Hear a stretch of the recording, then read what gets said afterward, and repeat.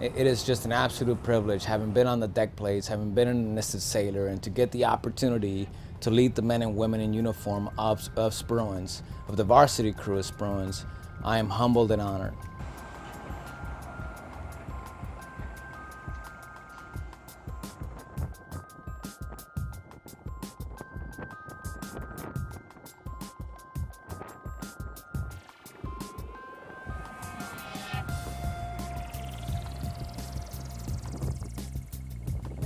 This has been a phenomenal experience for me as captain. I am absolutely privileged and honored to lead the 325 men and women in uniform. I tell you, like I tell the crew, they are indeed a varsity crew. I've seen them achieve significant things during the life of Spruance so far.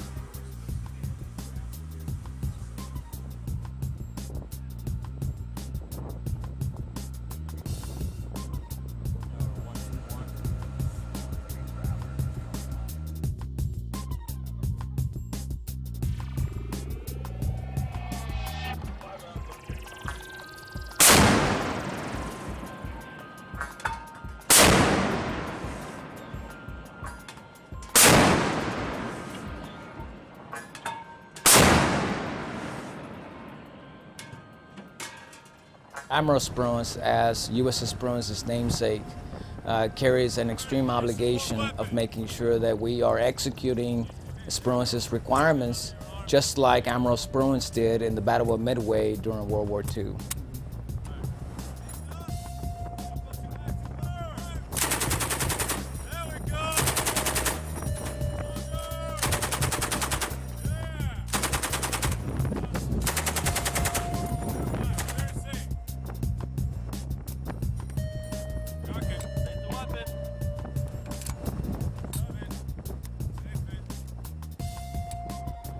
I tell the leadership of Spruance that we are in the business of developing sailors in support of the mission, in support of making sure that we are executing our missions, providing the security and the stability of the United States of America.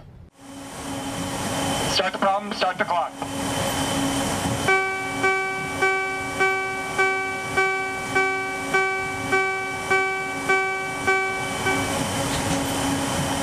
General quarters. All hands man your battle stations. Proceed up and forward to start. One of the things that we do here is the captain is very fond of saying inject chaos. So our training needs to be realistic, and we aim and focus on realistic training because in the real world things don't go perfect. They don't go the way we plan them to. So in our training and in our scenarios when we run drills, we like to add some complexity in there that is closer to what we expect to see in the real world. We try to make sure that our scenarios reflect the geopolitical environment that we have today and the real threats and the real situations so that our sailors become adept at adapting to the circumstances and understanding their capabilities, the equipment, and how they can use that to meet the mission.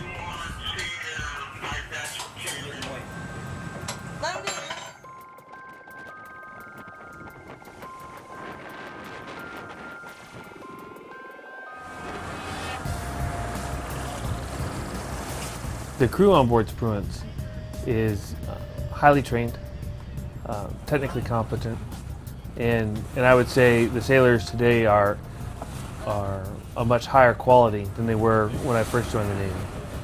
One of the things that I say every day at khaki call, because it's true, is that DDG 111, the 111 stands for the #1 wardroom, #1 chief's mess, and by far the #1 crew. This crew has surpassed every expectation and continues to thrive in everything that they do. But to do that requires a lot of hard work and a steady strain approach to day-to-day maintenance, training, and in our day-to-day jobs.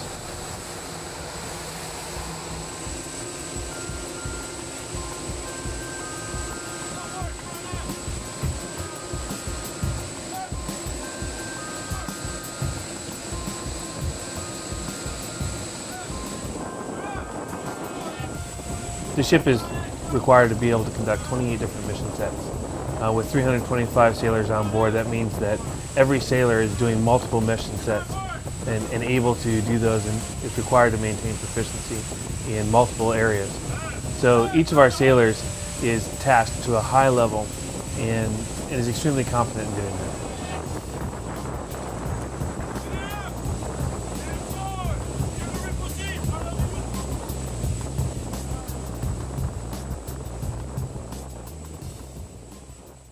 I think we're contributing to national defense right now by preparing ourselves to make sure that we're at the highest levels of warfighting proficiency when it's our turn to go assume the watch. So in about a few months from now, when we go on deployment, we're making the preparations right now so that we're ready to execute our mission and to make sure that we're safely bringing our crew back home.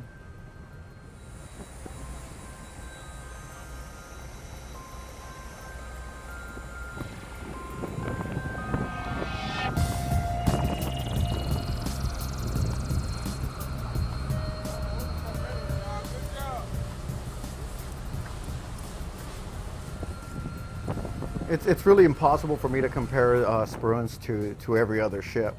But one thing I can say is that the crew on board Spruance is amazing. The crew believes in being the best. And that's not comparing ourselves to other ships. That is comparing ourselves to what the standard, the expectations of excellence. Ultimately, at the end of the day, our competition is not the ships that are on the piers next to us, but the adversaries, our potential adversaries that we'll be facing on the other side of the world.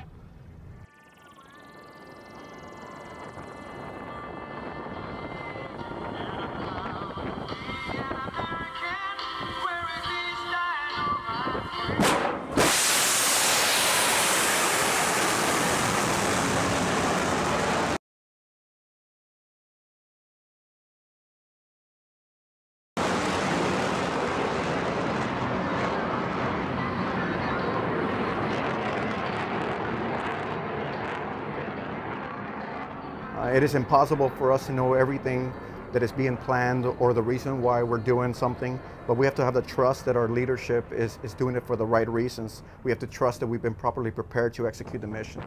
And so to me, launch the attack really boils down to that trust and confidence that is required for us to execute the mission and be successful.